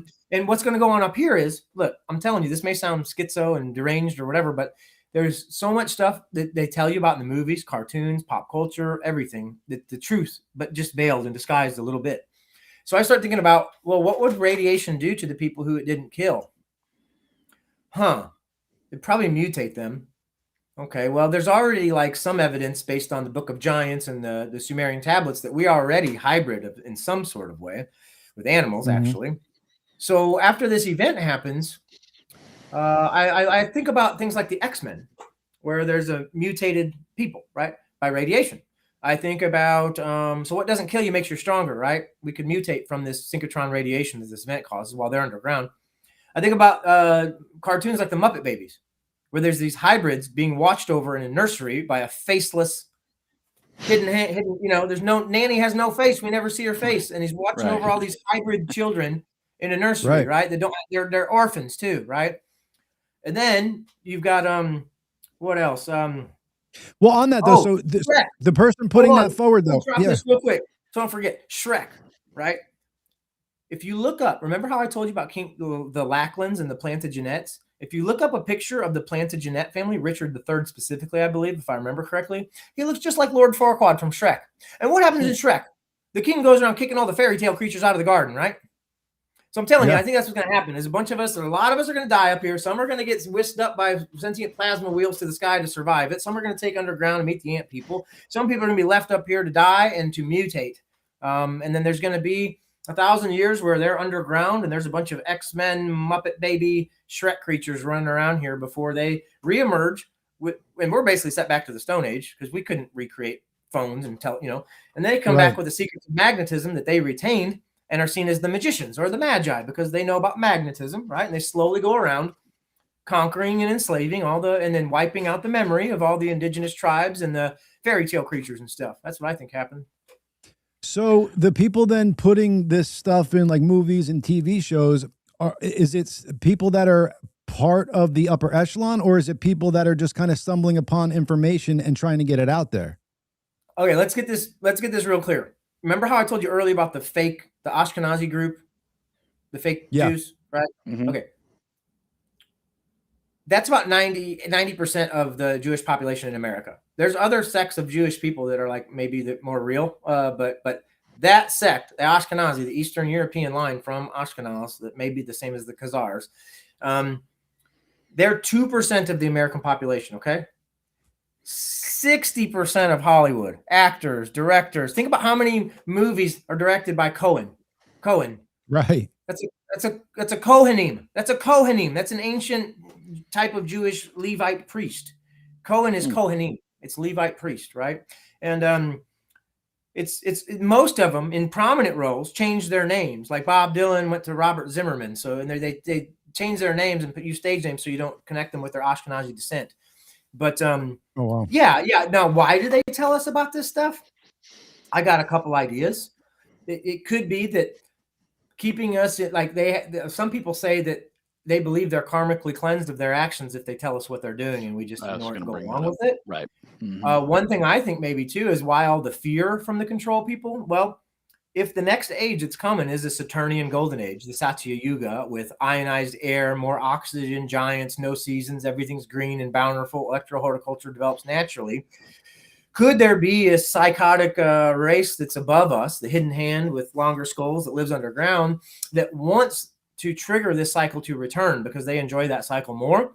So they're intentionally harvesting loosh or causing us to be in fear and emit negative emotion to get trapped in the sentient feedback loop I was talking about earlier, right? So right. Why do they do it? I don't know. Why do they tell us? I don't know. But those are some of the ideas that I have about it. But regardless of why, it's impossible to not deny that it is happening. We can theorize about why, but it is happening. Yeah, right. Definitely tell us. It could be just unwritten rules of the game that we haven't uncovered yet. You know what I'm saying? Like, who knows? Hey, we told you by every single person that we banned on social media for trying to warn you about this and that. Yeah. We told you without telling you, so their karma is clean in their eyes, I guess. Maybe Like, wow. If you were paying the slightest bit of attention, every single movie that you love is about how if you just have love in your heart, your whole reality will change. But instead, you choose to be divided and pick a side and hate, right? Like, think about the movie. I'm telling you, think about the movie Groundhog's Day, right? Every day is the same for Bill Murray until he gets out of the way and starts trying to love and help other people. Then his life is magic. And I'm going to tell you, testify myself, right, is since I've decided to not commit my time to anything that is negative, and if I do stumble upon something negative, I just try to transmute it, find some way to make it positive for me, and started thinking about everything that way about, you know what, I'm going to get up every morning before the sun rises. I'm going to go outside with this Spotify playlist I created. It has all these songs about magic, dream, believe, dance, love, right? And I'm going to think about 10 impossible things before most people even wake up. And I'm out there dancing, creating this vortex of energetic electromagnetic bliss in my heart and sending that out to the world to be reverberated back to me, right? Boom. And when I stay in that mindset of following my passion, my bliss, operating with the love, even though sometimes it's tough love because some people are assholes and they deserve a mirror, but it's still love. Yeah. When I'm that way, the things that have unfolded in my life since then, it's like I told the job I wasn't going to take their job, right? Well, it's like every day I've been walking on faith and not by sight, and hoping that a block appears beneath my foot. And it has. You know what I mean? I have not wanted for one single thing, and things that I thought might have been overcomable challenges or roadblocks just fell, just got out of the way. And I was making more of a big deal of it than it needed to be. And I'm just telling you, it's hard to put into words, but I would encourage everybody to pay attention to synchronicities, because when you're leading with love, when you're following your bliss, and you're not completely acting out of lower vibe, self-centered, root-based chakra, ego, dick-driven shit, right? Yeah. Magic starts happening in your life. I'm telling you, it does. There's synchronicities that happen, and if you pay attention to those synchronicities, it's like the Most High winking at you, saying, "I see you. You're doing great. Keep on going." And you can't trick it. You can't actually, want those things selfishly, but then pretend outwardly you don't, because that won't work. Yeah, you got to really. You have to be in what's it called? Like resonance, heart, mind resonance. Yeah. You have to think that it's, mentally, but you also have to feel it. It's almost like you feel the emotion, and the emotion creates the energy that manifests it. Because like I said earlier, we are in an electromagnetic ocean of air, right? It's an emotion ocean, and our emotions are electromagnetic things. So this is ancient knowledge that people will think is woo-woo in some cases, but it's actually the oldest stuff. It's not new age, Yeah. And there's going to be those people out there that, you know, want to do shit like that, but your heart isn't pure, your intentions are bad, and that will be known through, you know, however you're thinking and stuff like that. The mask you put on or the charade you do won't help you out. Yeah, and I think there are ways for people to still get what they want if they manipulate other people. But I'm just saying you can do it without doing any of that, and then it's like magic because, you know, it's like God providing for you, you know. And it's like I'm not a Bible thumper, and when I say God, I can't put a definition on that. Some force that operates through me and beyond me, outside of my understanding, that somehow arranges divine coincidences in my life that are too big to call coincidences. So I call them synchronicities. And I look at people like Carl Jung and John C. Lilly. Now, John C. Lilly was given millions of dollars by NASA, okay, to do LSD and confine himself in sensory deprivation tanks in an attempt to telepathically communicate with dolphins. NASA, if you're looking for another person to do that, hit me up. Yeah, or me. Give me all the action. I'll try to talk to dolphins. And his assistant, the whole program got shut down because his assistant couldn't calm the young male dolphin down. So she started giving him handies to calm him down, and they had to shut the whole operation down. I've heard about that. NASA spent millions on that. But Carl Jung was, or John C. Lilly had this concept of ECHO, the Earth Coincidence Control Organization. And it was an analogy or a metaphor for what I just described, a force that acts within us, through us, outside of our understanding, that arranges divine synchronicities in our life. And if we follow our bliss and pay attention to those synchronicities, they continue to multiply, and we're basically living in union with the Most High. And it's so bright. The shining is so bright. You can't put it into words. And it's like, and if you didn't add all the hoopla, like that sounds like what religion should be. That right there, what you just said, sounds like what religion should be. And guess what? I don't ask you to believe me because it's almost impossible to believe, and you'll never know. If you have to ask, you'll never know. You have to asking me to sacrifice, put it to the test, and see it for yourself. There's no fake in the funk. Like I said earlier, your brain is a frequency receiver, and it helps tune the radio. And reality is frequency locked. Nothing is real. On a quantum level and atomic level, they say that even as you get down to matter and look at the smaller and smaller and smaller things, it's all like Russian nesting dolls. It's like atoms or whatever zipping in and out of existence, humming along that appear solid, right? But 90% of it or 99% of it is nothing. Yeah. So I think about the Beatles, Strawberry Fields, nothing is real. Yeah. Right. And that's a lot of the way the Hindus would talk too. So I think that, could you imagine if instead of being raised the way we were from birth, we were encouraged that all the stuff I'm talking about is real? Manifestation, magic, love, connection, union with the divine. You know, we are brainwashed. I was raised in a cult, I'm telling you, right? And people have divorced in their minds our cult that we grew up in America and Catholic and religious church and Christianity and all that, and public school indoctrination. They don't see that as a cult. They see it as a culture, right? And so do people in cults before they wake up. But what's the difference between a cult and a culture? Your opinion of it, right? My opinion is that we all were born into a cult. Well, yeah, because you said what's the difference between cult and culture? Really, they both have cult in the name, you know? Yeah, and so what do you do when you tend to a garden? You cultivate it, right? Yeah. You prepare it. Life's a garden, baby. Dig it. Life's a garden, dig it. I love it. Joshua James, Mr. Electric Gnosis. I want everybody to go check out his YouTube channel. Check out his Patreon. Again, that's Electric Gnosis, Gnosis. You got another show coming up tomorrow, I believe, right, Josh? Yeah, and I do want to tell everybody I do have premieres on my channel every single day. So on weekdays, there's a new video every day. I'm there live in the chat to answer questions. Those are going to be at 7:07 p.m. on weeknights. And then on weekends, they're at 9:09 a.m. every day. And then I also go live. I go live Tuesday through Sunday at 10 a.m. This is all Arizona time. And then on my channel tomorrow, I'm actually going to host somebody who I think is a genius. I'll give him a shout out here. His name is Stephen J.D. Beatty. Okay. And he's spent a lot of time, a lot of obsessive ADD, genius level, brilliant dude, alone time, solitary, like people, the thing that I don't like is how and you guys don't do it, right? But outside, somebody who's got kids, a wife, a full-time job, and never had the ability to look into anything from themselves will judge somebody based on an idea, but then they don't understand that that person's been jobless for 5 years, doesn't have any kids, and is obsessed with this information and has a level that you couldn't even dream of, buddy. Right. So, but his concept is that, and I agree with him mostly, right? We might disagree on a few things, but we're going to work that out on the conversation. I'll ask him some of these questions, but his view is that the Old Testament was originally based on astrotheology. It told us about the stars and the planets and the constellations above us and the different cycles that we go through, and that has been perverted. And the thing is, like, think about this, right? They talk about the Christmas, right? Christmas is, they say, and this associated with Jesus, who died for 3 days and was resurrected, right?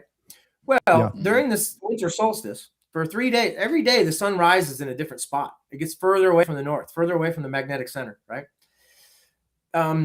At the point of December 22nd, it's the farthest away it's going to get. And it actually goes in three days. It rises in the same spot. It's like, it's called the solstice because that means the sun stands still in Latin. So the sun stands still, solstice. Okay. Now, after those 3 days, when the Son of God is dead, he's suspended, he's hanging, right? It comes back, right? And that signs longer days, more spring, all this stuff, right? Now, if that was written from anywhere besides the northern hemisphere, which is inside of the equator on my model, it wouldn't have been that date, because on the southern hemisphere, Christmas is in July. It's at the end of June. So the story would be set in June, not in December, if it were written in the north as opposed to the south, because the seasons are flipped, right? Oh, yeah. So our theory is that Ireland, Scotland, somewhere very close to what is now the what we would call the north, or the magnetic center of this realm, or the North Pole, right? Is where these stories all originated from. And they were originally stories telling us about the stars, the planets, the constellations, and different cycles.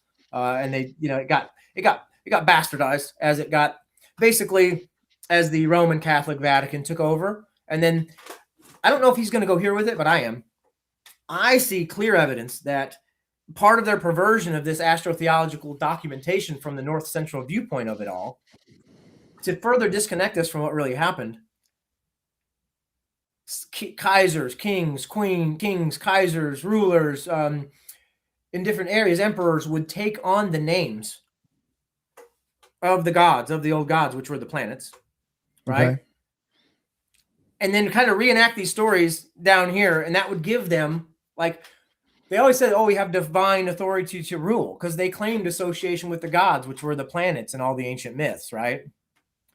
So I think that originally the Old Testament described what was going on above us, and eventually, as a part of perverting it and disconnecting it from that, a group of parasitic people rewrote it and assumed the names and claimed themselves as gods, and that nobody will ever get a clear interpretation of the Old Testament unless they look at both of those things through both of those lenses.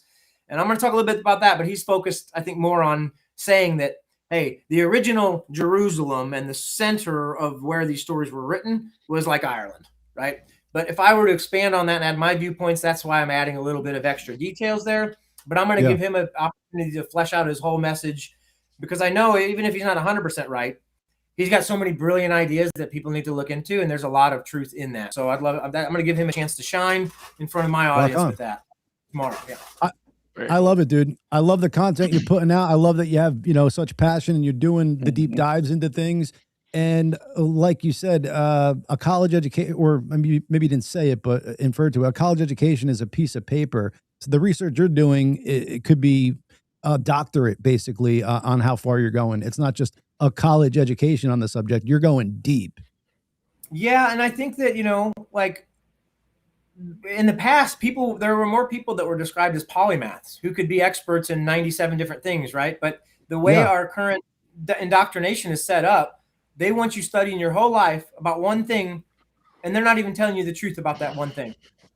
Right. You know what I mean? So I think that, no offense to anybody who went to college or got a degree or whatever, but personally, I'm glad I didn't, because I think it's less things that I had to unlearn. I think it's actually been a benefit. And I'm an autodidact. I've always been in gifted classes, accelerated classes, and even those were boring, because I learned more when I I research myself about something that I'm passionate about. So yeah, I'm an autodidact. I teach myself. And we don't, that's another thing that giving up our agency, right? We don't need no stinking badges. We don't need anybody, saying, oh, you're approved by me that you learned this satisfactory. That's just another way to revoke our agency and keep the power in the people that are, controlling all this shit. So. Right. College doesn't teach you how to free think and do your own research. It teaches you how to be indoctrinated. Yeah, exactly. Just like church at a young age in grade school. It's all indoctrination before we can even realize what's going on. That's why I say I was raised in a cult. Yeah, man.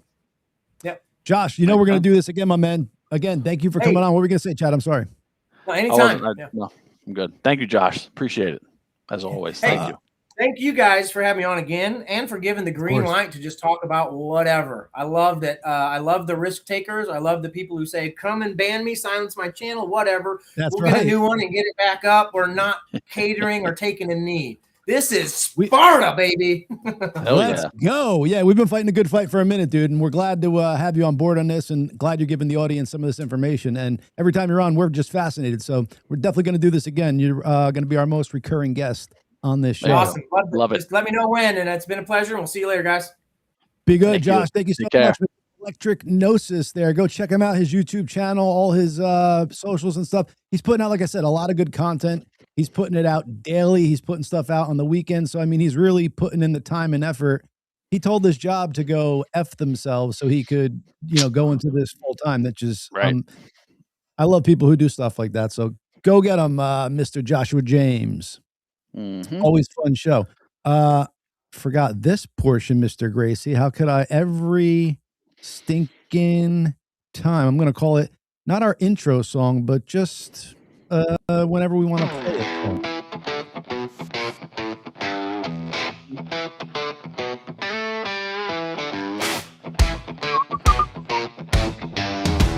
Ba-bom. Two voices in the air, they vibe, they glow. See this, Chad? They got the kind of spark you want to know. I see it. Remember that move? Thoughts like stars, watch them flow. Hey. The gracious do, oh yeah, it's true. Laughs and wisdom, all for you. The gracious too, they're breaking through. Turn it up, it's what you do. And don't worry, audience out there, we are playing this song, and then we are getting into the egomaniac that is Mr. Ed Kowalczyk. So get ready, folks. It's real conversations that you want to feel. Every word's a ride, they've got that deal. The great oh yeah, it's true. Laughs and wisdom, all for you. The gracious too, they're breaking through. Turn it up, it's what you do.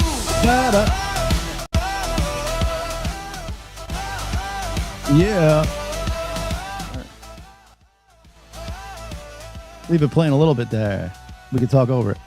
Let's put up our sponsors as well.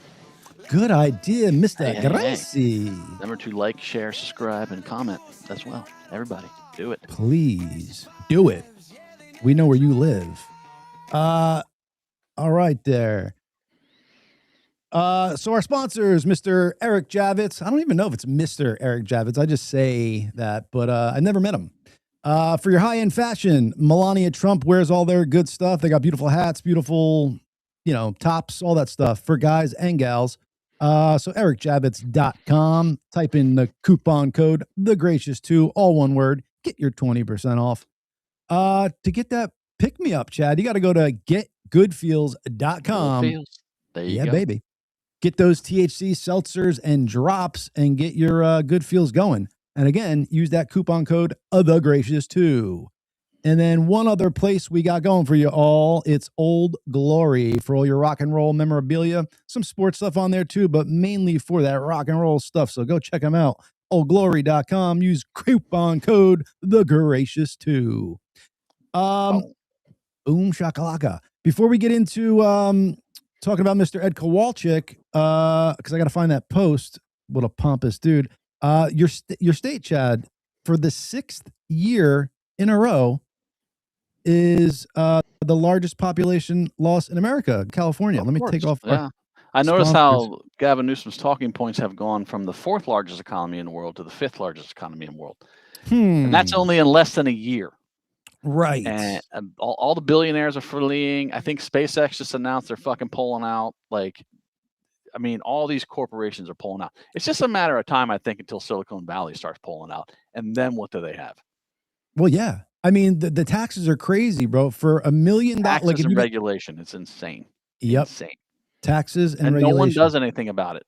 I mean, fuck, every time a company leaves, Gavin Newsom's practically like, okay, see you later, get the fuck out.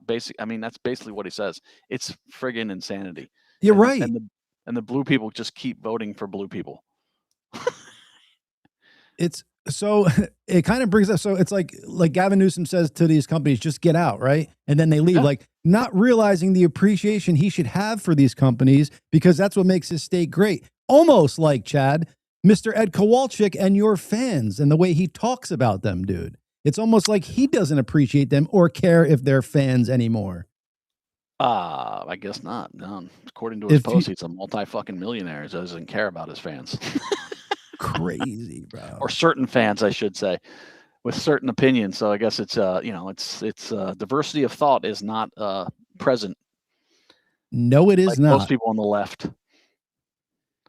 Which is, it's just crazy, man. It's like the egomaniac that we've been talking about, but like just to see it in black and white, dude, you just feel duped as a fan, like somebody who's really been in. But the saving grace is that the three of you guys are what started that band, so that's what gives it the saving grace. But just to be so in love with that music and have an egomaniac like that talking about the fans that you guys made and created, it's just like a huge slap in the face.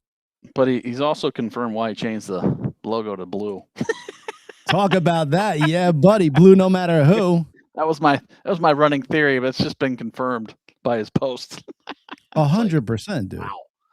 And I don't, has he taken those posts down? That's usually his MO. He puts shit up and then takes it down. But I don't know if he has or not. But it went on to alternativenation.com, so it's already out there. Beautiful. I did not realize that, but let me share this. I don't know. So I got it from the Fans of Live Facebook page, because I don't follow Mr. Ed Kowalczyk. Well, no, he blocks all of us. That's right. Can't even follow him. Like, that is correct. How much? I mean, is that how much of a coward you are? You can't even follow you. Like, what the fuck, dude? It's insane. So this is not. Let me go back here, because it's not pulling up the whole thing, but you guys could see my screen, so I should be able to find the one that has all three. Here we go. So it starts off with his middle finger towards the Trump building, because that's so adult of him. And then he goes into this. We owe it to the men and women who died for this country to remove Donald Trump and abolish ICE as soon as possible. That is all. God bless America. Not in my name. Fucking hilarious. I like how they use patriotism now. The left now the left is now patriotic again somehow. Yeah. Whereas the flag for what 8 years was racist. Now they're all about it, and it's patriotic to abolish ICE. So it's patriotic to let in 10 million illegals and just leave them here. Yeah. How backwards thinking is that? Yeah. Fucking wacko. And then denigrate the people that are doing the fucking work, actually upholding our laws. Yep. And then here's the final nail in the coffin, Mr. Gracey. And some of these hard hearts say, stop crashing out, Ed. You're going to lose fans. I'm a multi-fucking millionaire. I don't give a rat's ass if I lose fans like you. God bless America. Abolish ICE now. What? See, right there he is. So we're hard hearts. We have no empathy. That's what he thinks. Hard hearts. Because we don't think like he does, so we are hard. Right. And but he's a multi-fucking millionaire, so he doesn't give a shit about us. No. What? Why would he? Okay. I'm a multi-fucking millionaire. Just like, even if you were a multi-fucking billionaire, the fact that those words come out of your mouth makes everybody want to vomit, dude. So have fun sitting on your millions of dollars and lose all the fucking great fans that your band built up over the years because you're a fucking crazy egomaniac and can't deal with people having a difference of opinion than you. And this is America, Mr. Kowalczyk, where you're allowed to have those opinions. But fuck off. Let me go to something fun here, Mr. Gracey, before we end this show. Something that'll make your palms sweaty, knees weak, arms are heavy. But this is nuts, dude. So 2 hot air balloons, and this guy's doing a tight. Come on. Get up, come on. And it looks real as fuck. Come on. Come on, Yogi. Watch how he does this, dude. Look at that. Oh, God, are you kidding me? Come here, come here, come here. Come here.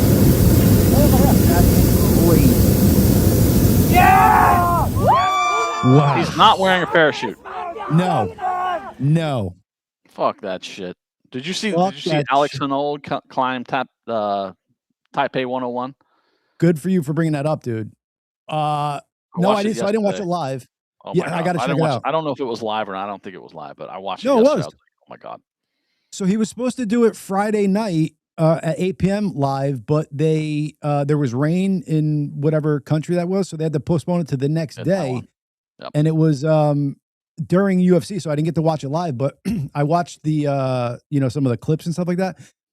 So supposedly he got paid like a couple $100,000 for it, which he's saying is peanuts to do it, but he said he would have done it for free for the experience, blah blah blah blah blah. Yeah. But it's strictly for adrenaline, dude. Like you're doing that just to fucking have adrenaline. Like there's no reason to not have a rope. God forbid. You know what I'm saying? Like that's all I saw watching it was either he's going to die and we're going to watch it on live TV, or he's going to inspire all these other people to go climb buildings without ropes, and then they're going to die. So I didn't see a good, there was cool visuals and stuff like that, but I didn't see the, like what this did for society type of deal. I don't know. Supposedly it's always been his dream to climb a building. So there you go. He's done it. God bless. And then Chad, you saw him going out on those side things where like the round circle things, and he had to like what the fuck, man? It's fucking nuts. I watched the whole thing. I was like, Jesus. He gets to the very top of the tower and stands on top of it. Just like, what the fuck? And it looks like he's standing on a half a circle. It doesn't look like it's flat. No, it's not flat. It's a dome. It's a half of a dome on top of that thing. He's just standing up there. It's like, but like it's nothing. Chad, did you think? Because when he's up there, though, it almost made it seem like the building was kind of small because he's standing on that dome thing, and I'm like, what's in there? It doesn't seem like you could fit a room or something in there. Like I don't know. The perspective. That's just a spire. The thing on the top. It was just a spire, and then there's it's only 101 floors high, so it's 101 stories. And then the tower thing on top is, I think, for mechanics, and then the very spire that he's standing on just for decoration, I guess. Gotcha. Yeah. So in that vein, we'll end with this one, and then we'll bid the audience adieu. But check this out, dude. This is freaky as fuck. Yo, look at this, Chad.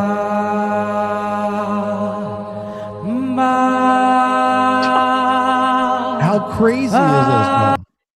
I shut the music off just so we don't get look now he walks up, Chad, so he makes it pretend like he's putting his foot on steps and walks up. Like, look at the amount of muscle that takes to do, bro. I've seen people do that in the gym on fucking crossbars, but not hanging off the side of a cliff. Okay. No. Fucking crazy. I mean, it looks cool as fuck, but Jesus, dude, one slip, one grip, you're done. And there are people that have died. Let me do one. Yes, there are. And like one of the best free soloers like died not too long ago. I want to leave it with this, Chad, because I just popped up and I forgot that I pulled it. But tell me if you think, because this says no hesitation. I think this is child abuse when I'm about to show the audience, but it's a social media clip. So tell me what you think about this. 3, 2, 1, go! He looks scared as shit now. The way he went off looks scared. Now watch when the thing opens. He looks scared. He's like, oh my God, thank God. Ready, journey. Now watch the way he goes off. It says no hesitation, but he 1, basically falls off like his legs scraped. Like he rolled off. Yeah. He's scared as shit, bro. That's fucking nuts. But Chad, my point is, like, that's an 8-year-old kid. Where does the parents get off putting him in harm's way like that? Like, even if he wants to do it, I'd be like, all right, kid, wait till you're a little bit older. Like, I don't want to be the one pushing you to do this. Yeah. That's crazy. Shit can go wrong.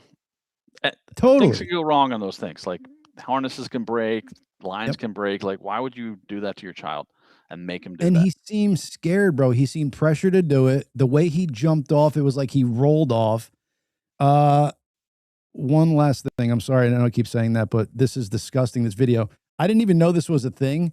So there's apparently in some fucking religion, there's something called a halala, which is you force your wife to sleep with the father-in-law for a night, and it's called a halala. And this chick didn't want to do it, so they're going to burn her tongue with a hot iron. لحظة يا جماعة، ولا واحد يتكلم، ولا واحد يتكلم.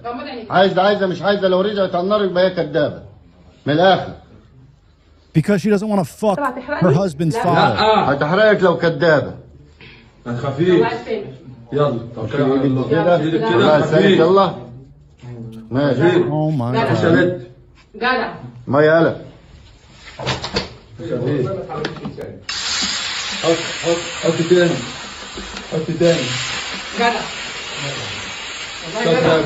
جدع يا ميس. مش ولا يحصل لك أي ولا يحصل لك أي حاجة. يلا. مع منديل في فوق. يلا. منديل. Disgusting. معاكي يا ماما؟ في منديل في الزاوية اللي هناك دي. جدع. بس كده. عايز تتكلم وما تتكلميش، تمضمضي وتدخل لما اشوف لسانك. بسم الله الرحمن الرحيم. بسم الله. I don't even want to watch more of that, but what? First of all, the thing that you have to fuck the new guy you're marrying's father is disgusting, and then the fact that you don't want to do it, so they burn your tongue. Oh, can you not hear me? No, can you? I can hear you. Can you? Something happened to my. Let me see. If I go here, give me 1 second. I'm going to see if I could do it on my end for you. Hold on. Yep.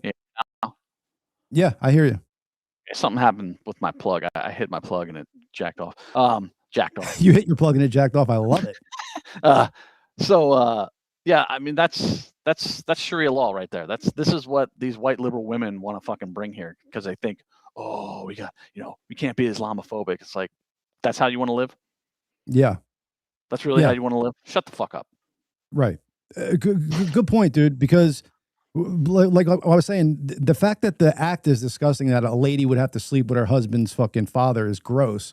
And then the fact that if you don't do it because you're an actual good woman, don't want to do that, they fucking take a hot iron and burn your tongue. What kind of society is that, bro? And why are they allowed to breathe? It's so fucked up, man. Yeah, like, I want to fucking beat the shit out of that guy holding the iron. And anybody in that room that's watching it and thinks it's acceptable, I want to fucking put my arms around their neck and squeeze. Yeah. And they're just doing a slow invasion of the West. Yeah. Bringing that shit here. Yeah. Yeah. Not happening, bro. Killings, fucking, like, stone her to death. If, like, she gets raped, it's her fucking fault. It's like, what? Yeah, what? They have to wear those. They kind of cover up their hair. All these stupid fucking rules, and this is what white liberal women think that. Oh yeah, we gotta, vote for Mom Donnie. It's like, yeah. What? What do you? And then they'll be on social media like, we want Sharia law. It's like, no, you fucking don't. Stop virtue signaling to your friends and acting like it's so cool. Like, okay, if you want that, then go over there and live. Please go ahead. Right. Please go there. Because we don't want it for our women, dude. And people want that shit. Like, go look, like we just showed a video, but go like that. That's probably small on the grand scheme of things on how they treat their people. So what's crazy is most of these women would consider themselves feminists too. Like it's like diametrically opposed. Like, what are you talking about? You're feminists, but you support Sharia law. What? Good point, my man. It is the most let's bring on thing I've ever heard. Bring on Bobby. Say goodbye to the audience. And what a gracious Tuesday we had here, folks. What up, Bobby? Oh, I shut him off. My bad.